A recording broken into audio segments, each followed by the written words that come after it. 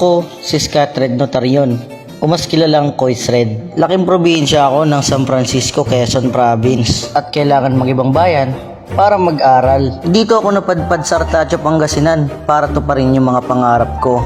Napalayo sa mga mahal ko sa buhay para makipaglaban sa hamon ng eskwela. Nag-aaral ako dito bilang first year college sa kursong nursing. Hindi ito yung gusto kong course, pero habang tumatagal nagugustuhan ko na din siya. Nagsimula akong mag-vlog this month lang. Matagal ko na rin talaga kasing hilig ang pagbablog. Kaya naisip ko rin na what if subukan ko. Kasi bukod sa gusto kong ibahagi yung buhay ko, ay gusto ko rin magpasaya at magpangiti ng mga taong nanonood ng mga video ko. Hindi ko alam kung magiging successful vlogger ba ako balang araw. Basta hindi lang ako titigil sa paggawa ng mga hilig ko. Wala naman kasi talagang imposible kung gagawa ka at sasamahan mo ng dasal. Huwag ka lang sumuko at magbubunga din yung mga effort na ginagawa mo. Basta mapapayo ko lang, tiyagaan mo lang at huwag mo din kakalimutan yung pag-aaral mo. Kasi kung magkakaroon ka ng diploma ay isa yon sa pinakamagandang kayamanan na pinaghirapan mong hukayin. Huwag din nating isipin na mahirap yung mga bagay na imposible nating marating. Kasi hindi naman mahirap kunin yung isang bagay kung pinagtsatsagaan mo talagang abutin. Gawin mo lang yung mga gusto at mga hilig mong gawin, pero huwag mong kakalimutan na mayroon tayong limitasyon. Huwag kang matakos tuklasin yung ibang mga bagay dahil dun mo rin matutuklasan yung sarili mo kung ano ba talaga ang nararapat sa'yo at kung ano ba talaga yung mga hilig mong gawin.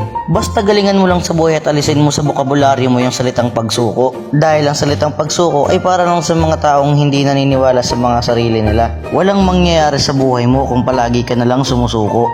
Libre lang din naman mangarap, kaya taasan mo na. Pero dapat syempre hindi puro pangarap ka lang. Samahan mo ng gawa at syempre pagsikapan mo na din. Walang mangyayari sa'yo kung tutunganga ka na lang at maghihintay na lang kung anong ibabagsak ng langit.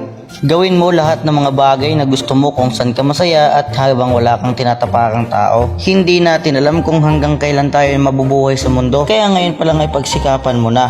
Gawin mo kung ano yung saan ka masaya at syempre kung nasa tama ka. Ang buhay kasi natin ay hindi lang umiikot sa isang sitwasyon lang. Sabi nga nila, ang buhay daw ay parang gulong. Minsan nasa taas at minsan nasa baba. Kaya pagsikapan natin lagi na umiikot yung gulong ng buhay natin. Baka kasi mamaya hindi na nakakaikot yung gulong ng buhay mo at lagi ka na lang nasa baba. Maniwala ka lang talaga sa kaya mong gawin, mga tropa, at hindi ipagkakait sa'yo ng tadhana yan. Huwag mo lang isipin na hindi mo kaya kasi talagang hindi mo kakayanin. Sa buhay kasi natin ay sadyang ganyan, mga tropa. May mga pagsubok talaga na kailangan natin lampasan. Hindi magiging hadlak yung pagsubok na yon kung ikaw din mismo ang gagawa ng paraan kung paano mo ito malalampasan. Walang problemang hindi nalulutas, basta pagganahin mo lang yung isip mo at panatilihin mong bukas. Huwag lang talaga tayong panghinaan ng loob, mga tropa. Mahirap na baka wala tayong marating. Kaya hanggang dito na lang munang istorya ng buhay ko na may kasamang pagpayo sa inyo, mga tropa ko. Kaya kung di mo pa ako kilala, ay mag-follow ka na. Yun lang, maraming salamat sa panonood.